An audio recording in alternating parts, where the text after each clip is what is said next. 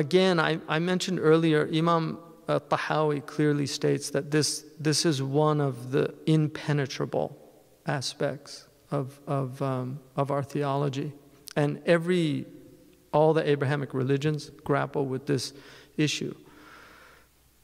The evidence for determinism is extremely high. Many mathematicians who are not believers are deterministic. Like, they really believe that the world is completely determined, and that when you look at all the variables, whatever happens could not have, and nothing else could have happened when you take in all the variables. And so there's that aspect that's very real about life, that things happen, and, you know, had like those kids, had they not gone to IHOP, you know, and the Prophet said, use if, it'll open the door of shaitan, because shaitan wants you to grieve. But I'm using this as an example. You know, had those kids had the food inside the masjid, you could think of a million things that could have been different. But when you actually look at the situation, everything came together to create this horrific, perfect storm. Like, that person was just right there at that time when those kids were there. And may Allah give them ease and facilitation.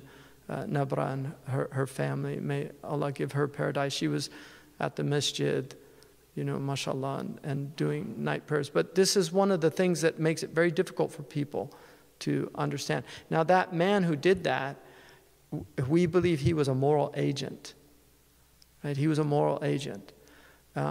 And so he's responsible for his actions, and that he killed her, and that he did it. So, but God allows, the free will bargain is that God allows these things to happen. Now, one of the things about God is he can bring good out of evil. And so things do happen, and it's very difficult for us to accept it. But there's two views of the world. And in fact, Fakhruddin al-Razi has an incredible taxonomy of people. And he begins that all the world can be divided into two: skeptics, and then people that believe that the fire burns, that there's axiomatic truths in the world, like something cannot be and not be at the same time. You know, so he divides the world immediately into those two, and then he divides. So there's the skeptics over there. They're just saying, we don't know, you can never know, nobody can ever know. And then there's the other group, and he says that's the majority of people that actually believe that the world has knowledge, that there's knowledge in the world, that we can know things.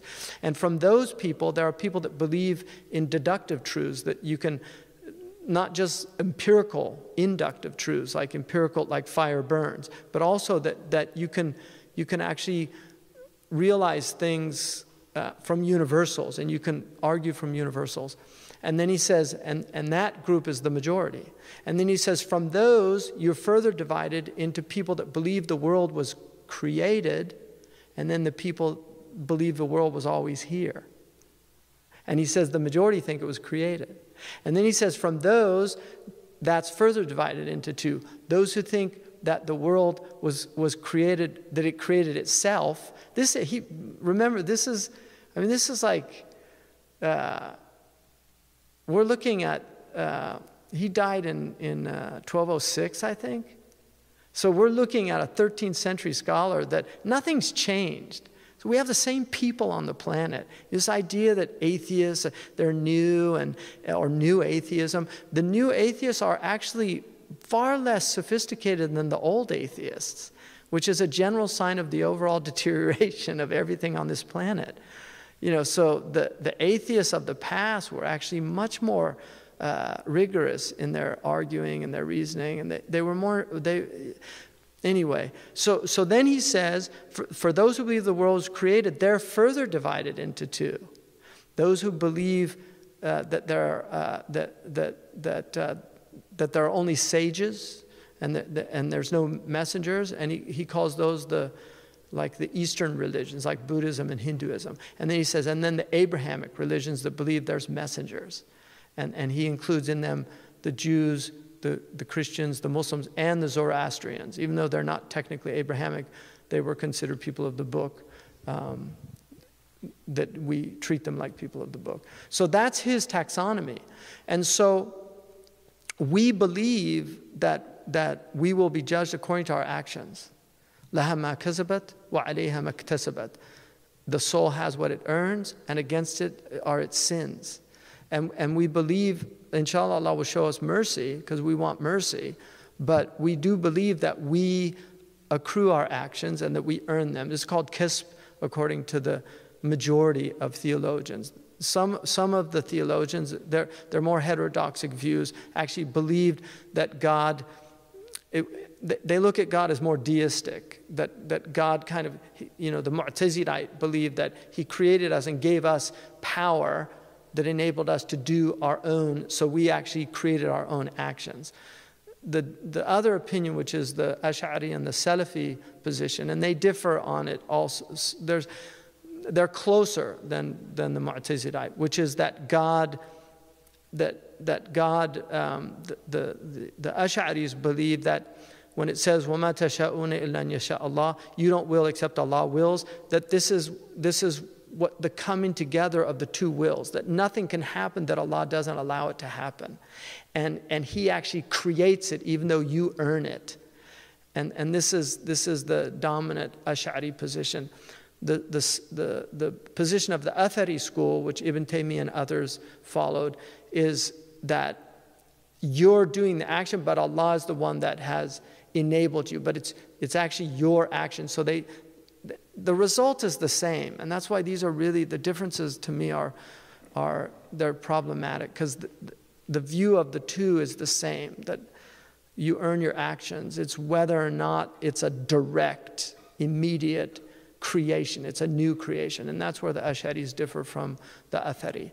But we believe that we have free will and that people are responsible and that they will be judged. And in the end, only Allah can judge people, because there's too many variables. If you look at human history, the vast majority of people, if you look in this country, for instance, people didn't know anything about Islam for a very long time. And now all they know is a distorted version of Islam. So we can't judge people. Like, if you want to say they're kuffar, that's fine, they can have the hukm of kufr, but the kafir is somebody who knows the truth and rejects it. And Imam al-Ghazali was of the view, anyone who's actively searching for the truth is searching, it will be saved, even if they die before getting it. And he says that very clearly in Faisal al-Tafriqah. And he's as orthodox as you can get according to the dominant view. So it's a very difficult one, but you have to believe that you are responsible for your actions. Do not blame things on God. But once things have happened, the best thing to do is accept it, that's the qadar. And this relieves you of the burden of like, oh my God, if I only did this or if I only did that. Nothing else could have happened. Once it's happened. But before it's happened, you have to see yourself as fully responsible. Once it's happened, you're responsible if you did something wrong, and hopefully if you did something right, you also get the reward for that. But you have to see it as nothing else could have happened. So it's like having bifocals. You can't look at this thing without seeing it at these two levels. Allahu ta'ala alam.